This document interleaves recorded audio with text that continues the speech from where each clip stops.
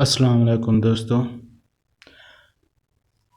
جیسا کہ آپ جانتے ہیں محرم الحرام کے حوالے سے ہماری ویڈیو سیریز چل رہی ہیں سوالات اور جوابات کے حوالے سے۔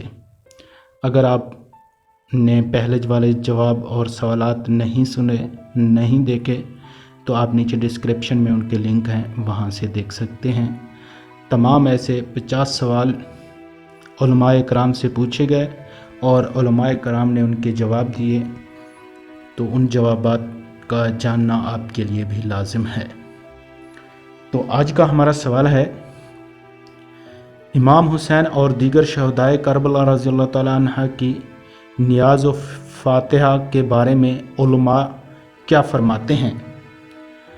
جواب ہے اس کا، اعلیٰ حضرت رضی اللہ تعالیٰ عنہ فرماتے ہیں فاتحہ جائز ہے، روٹی، شیرینی شربت جس چیز پر ہو مگر تعزیہ پر رکھ کر دیا اس کے سامنے ہونا جہالت ہے، اور اس پر چڑھانے کے سبب تبرک سمجھنا حماقت ہے۔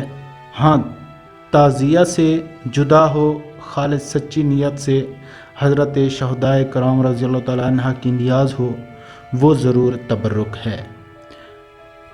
وہابی خبیث کے اسے خبیث کہتا ہے، خود خبیث ہے۔